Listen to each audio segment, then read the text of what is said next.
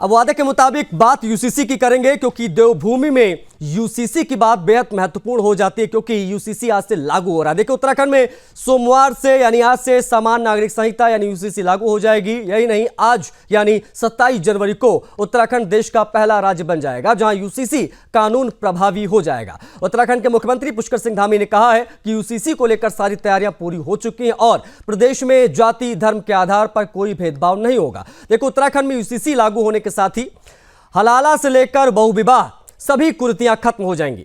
CM ने कहा कि हमने सारी औपचारिकताएं पूरी कर ली हैं और उसके बाद प्रदेश अधिनियम लागू करने के लिए भी तैयार है। देखिए, मुख्यमंत्री पुष्कर सिंह धामी आज यूसीसी का एक पोर्टल भी लॉन्च करने जा रहे हैं, जिस पर सभी की निगाहें हैं। देखिए, कानून की जानकारी और आवेदन की सुविधा इस पोर्टल पर सभी के लिए उपलब्ध होगी। उत्तराखंड में अब हर धर्म के नागरिक के लिए समान कानून लागू हो जाएंगे, यानी सभी कानून की एक छतरी के नीचे रहेंगे। अभी तक शादी, तलाक और वसीयत जैसे मामलों में अलग अलग पर्सनल लॉज के नियम लागू होते, लेकिन अब ऐसा नहीं होगा। देश में अभी शादी, तलाक, उत्तराधिकार और गोद लेने के मामलों में भी विभिन्न समुदायों में अलग अलग कानून हैं। इनमें हिंदू विवाह अधिनियम यानी हिंदू मैरिज एक्ट 1955, उत्तराधिकार अधिनियम 1956, मुस्लिम पर्सनल, भारतीय ईसाई विवाह अधिनियम 1872 आदि शामिल है। उत्तराखंड में अब सबके लिए एक कानून लागू हो रहा है। आने वाले समय में कुछ और राज्य यूसीसी को लागू कर सकते हैं, जिसमें असम का नाम सबसे ज्यादा सुर्खियां बटोर रहा है। हिंदू, मुस्लिम, सिख, ईसाई। अब ग्राफिक्स के माध्यम से हम आपको दिखा देते हैं दरअसल ये यूसीसी है क्या, जिसकी हम बात कर रहे हैं। देखिए, देश के सभी वर्गों पर एक समान कानून लागू होगा, ये कहता है यूनिफॉर्म सिविल कोड। अभी देश में विवाह, तलाक और उत्तराधिकार जैसे तमाम जो विषय हैं उस पर अलग अलग धर्मों में अलग अलग निजी कानून हैं। यूसीसी लागू होने पर सभी धर्मों के लोगों को इन मुद्दों पर एक जैसा कानून पालन करना होगा। इसके साथ ही उत्तराखंड के बाद असम और कुछ अन्य राज्यों में भी यूसीसी लागू करने पर विचार हो रहा है। सभी धर्म में विवाह, तलाक, गुजारा भत्ता, विरासत के लिए एक ही कानून होगा, ये समझना बहुत जरूरी। क्या क्या बदलाव होंगे वो हम आपको बता रहे हैं। आप देख सकते हैं क्या क्या स्थिति रहने वाली। तलाक और शादी का रजिस्ट्रेशन अब बहुत मस्ट हो जाएगा। न्यूनतम आयु 21, लड़की की 18 वर्ष। सभी धर्मों में पति पत्नी को तलाक का इस समान अधिकार जो है वो दिया जाएगा। बेटा बेटी पत्नी को संपत्ति में समान अधिकार होगा। साथ साथ में मुसलमानों में, मुस्लिम समुदाय में प्रचलित जो हलाला की कुप्रथा है, इद्दत की कुप्रथा है, इस पर रोक लगेगी। पति पत्नी के जीवित होने पर दूसरा विवाह प्रतिबंधित होगा। तो ये एक बेहद महत्वपूर्ण जानकारी हम आपको दे रहे हैं कि यूसीसी लागू होने से क्या क्या बदलाव होंगे। एक ये जो पहलू है वो समझें। लिव इन रिलेशनशिप में रहने वालों को अब रजिस्ट्रेशन कराना बहुत जरूरी हो जाएगा। ऐसा ना करने पर 6 महीने की सजा का प्रावधान भी है, 25,000 रुपए का जुर्माना झेलना पड़ सकता है। एक ये पहलू, अगर रिश्ते में कोई बच्चा पैदा हुआ तो उसका भी जन्म प्रमाण पत्र लगाना होगा। लिव इन रिलेशनशिप को लेकर क्या बदलाव है वो देखिए। इस दौरान पैदा हुए बच्चों को जायज बच्चा माना जाएगा। अगर लिव इन में इस प्रकार की चीजें होती हैं तो जैविक संतान जैसे अधिकार उस बच्चे को भी देने होंगे, ये कहता है यूसीसी। ये होंगे बदलाव। लिव इन में रहने वालों को अलग होने पर भी अब जानकारियां साझा करनी पड़ेंगी। तो ये पोर्टल में विवाह पंजीकरण, तलाक, लिव इन पंजीकरण में क्या क्या चीजें होंगी वो हम आपको बता रहे हैं।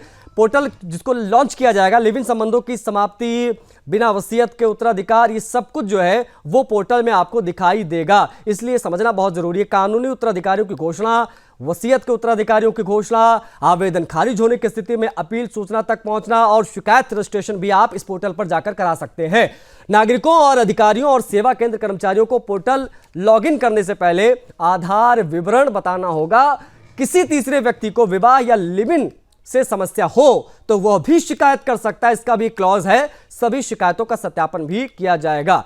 सीएम धामी का पूरा वादा क्या था वो भी हम आपको दिखाने की कोशिश करेंगे। सीएम धामी ने सीधे तौर पर कहा था 2022 में कि वो यूसीसी लागू करेंगे और उसे लागू किया जा रहा है।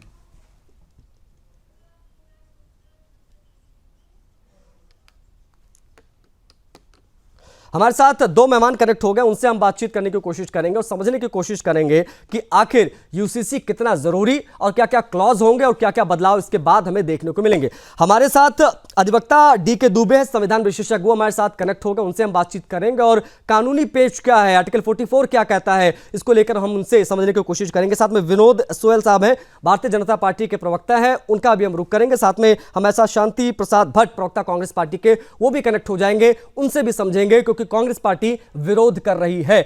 शुरुआत में सोयल साहब आपसे करूंगा आप यूसीसी लेकर आ रहे हैं और उत्तराखंड एक कीर्तिमान स्थापित करने जा रहा है, इसकी बड़ी आवश्यकता भी थी। इस प्रकार की तमाम बातें भारतीय जनता पार्टी के नेताओं ने कही, लेकिन कांग्रेस का यह कहना है इस पर कि यह गैरकानूनी है, असंवैधानिक है, सुप्रीम कोर्ट में जाएगा, तत्काल खारिज हो जाएगा।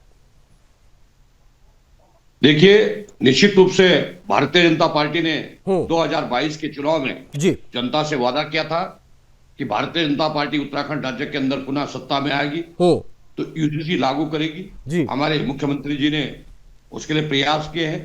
सभी धर्म, जाति और सभी वर्गों से एक लंबे विवेचना के बाद और लंबे सुझाव के बाद सभी की इसमें राय तुम्हारी के उपरांत ये उत्तराखंड के अंदर यूसीसी लागू हुआ है। निश्चित रूप से उत्तराखंड एक देवभूमि है और गंगा यहाँ से निकलती है और एक पवित्र कानून जो बनने जा रहा है, जिसमें कई कुप्रथाएं थी, उन कुप्रथाओं का भी इसमें अंत हो रहा है। एक रूपता समाज में लाने का जो प्रयास उत्तराखंड से प्रारंभ हुआ है, निश्चित रूप से मैं कह सकता हूं कि छोटा राज्य है, बड़ा काम हुआ है। इसके लिए उत्तराखंड के माननीय मुख्यमंत्री और उनकी सरकार और भारतीय जनता पार्टी ये तो सुहेल साहब आपका पक्ष हो गया, लेकिन कांग्रेस वाले विरोध कर रहे हैं। वो कह रहे हैं, करण मारा साहब कह रहे हैं कि ये फर्जी है, पूरी तरीके से संवैधानिक है और ये सुप्रीम कोर्ट में हम लेकर जाएंगे, वहां 1 सेकंड में अंदर ही खारिज हो जाएगा।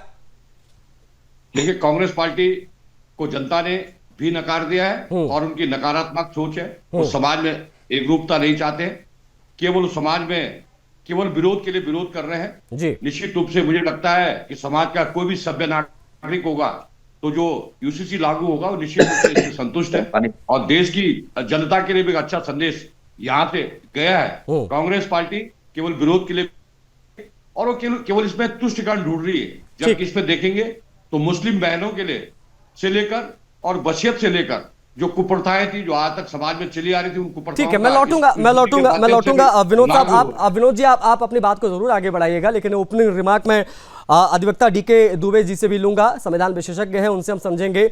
दुबे जी, आप किस प्रकार से देखते हैं, क्योंकि भारतीय जनता पार्टी की सरकार है, समानता के अधिकार की बात है, यूसीसी लागू आज से हो रहा है, पोर्टल भी लॉन्च कर देंगे कुछ ही देर में धामी साहब, लेकिन कांग्रेस विरोध कर रही है, आर्टिकल 44 का हवाला दिया जा रहा है, जरा समझाइए दर्शकों को।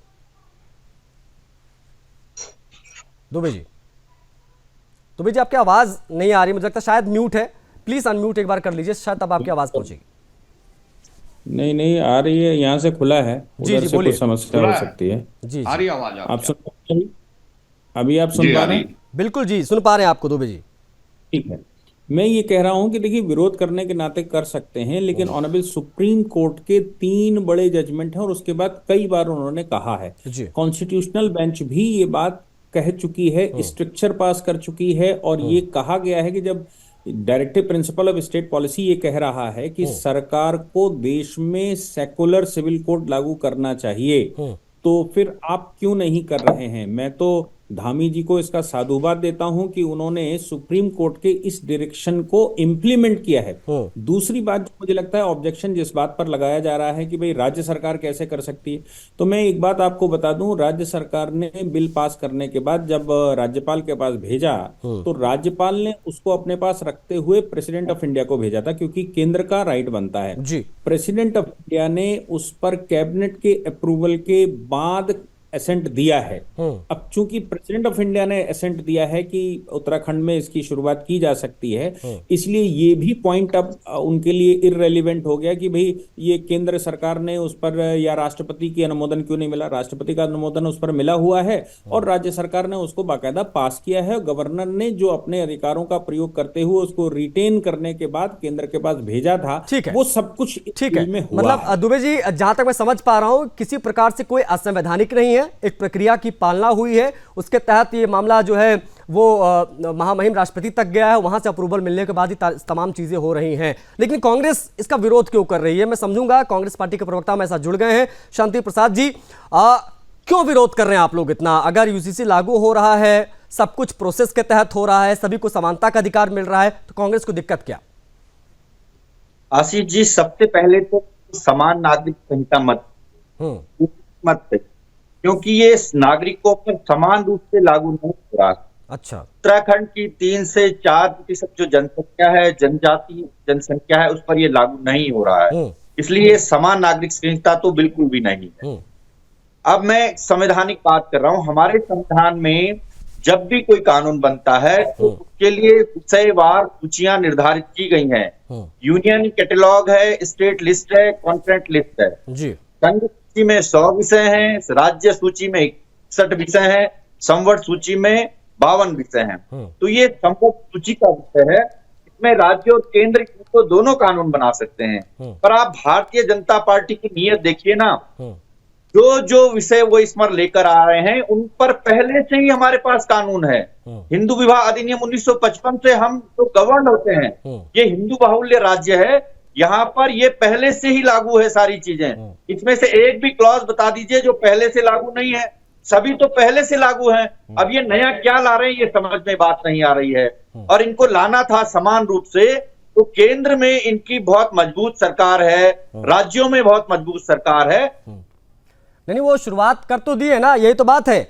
अब बीजेपी के तमाम नेता ये कह रहे हैं भट्ट साहब की शुरुआत हो गई है, आज उत्तराखंड में इसको लागू कर रहे हैं, फिर असम ऐसे ऐसे करके सिलसिलेवार हम सभी स्टेट्स में इसको लागू करेंगे। लेकिन कुछ डिस्कनेक्शन की प्रॉब्लम्स आ रही हैं, मैं कनेक्ट होऊंगा एक बार फिर से आपसे। लेकिन सोयाल साहब, भारतीय जनता पार्टी इसको लेकर आ रही है, लेकिन अभी आपने सुना भट्ट साहब ये कह रहे हैं, कांग्रेस पार्टी के प्रवक्ता, कि नया क्या है, सब कुछ तो पहले से है, तो ये वाला जो आपका पॉलिटिकल एजेंडा है वो कामयाब नहीं होगा, शायद यही कुछ कहना चाह रहे हैं वो।